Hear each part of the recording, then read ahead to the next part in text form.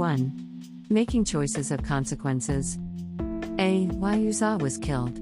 1 Chronicles 13:9-10. And when they came to the threshing floor of Kidon, Uzzah put out his hand to take hold of the ark, for the oxen stumbled. And the anger of the Lord was kindled against Uzzah, and he struck him down because he put out his hand to the ark, and he died there before God. At 1. As the ark was being transported, the oxen pulling the cart stumbled, and Uzzah took hold of the ark. God's anger burned against Uzzah and he struck him down and he died.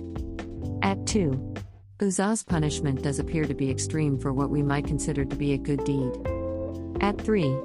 However, there are the reasons why God took such severe action. God had given Moses and Aaron specific instructions about the tent of meeting and the movement of the Ark of the Covenant. Numbers 4:15. After Aaron and his sons have finished covering the holy furnishings and all the holy articles, and when the camp is ready to move, the Kohathites are to come to do the carrying. But they must not touch the holy things or they will die. The Kohathites are to carry those things that are in the tent of meeting. 2. See how David took men with him to collect the ark, rather than allowing the Levites to bring it to him. That was a great mistake, since it ought never to have been put upon a cart, old or new. It was to be borne upon men's shoulders and carried by Levites only, and those of the family of Kohath, Exodus 25:12-14, Numbers 7:9, using the poles prescribed.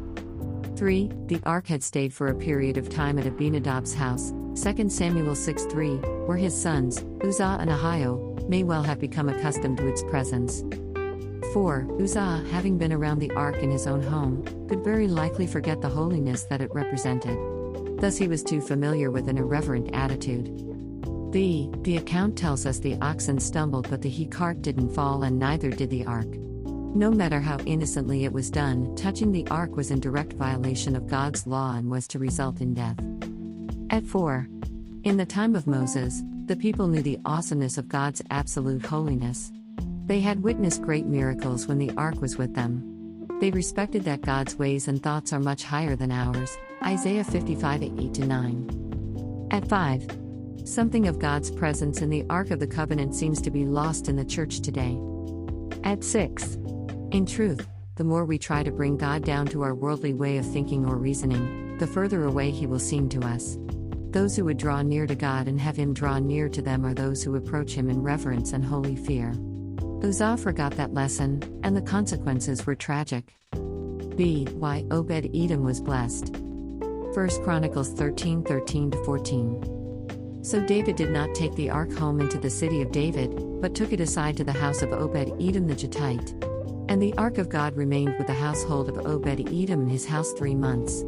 And the Lord blessed the household of Obed-Edom and all that he had. At 1. Obed-Edom was a Levite, so by leaving the ark in his house, David ensured the ark was within the priesthood. Obed-Edom proved to be a faithful steward of the ark in his house, so much so that in 90 days, God fell in love with him and blessed him and all his household. C. Making choices. At 1. There are so many things we can learn from the choices in life. Though some choices are bad, yet we can learn great lessons from it. Uzzah, who God struck dead because he wanted to help God, but God didn't need his help. His choice cost him his life. At 2. Life sometime is like that.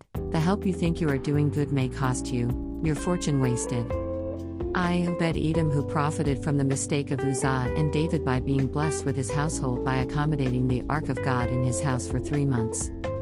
At 3. Favor don't know anybody address except the person favor decides to favor. Hospitality plays a good role in the life of anyone that is hospitable.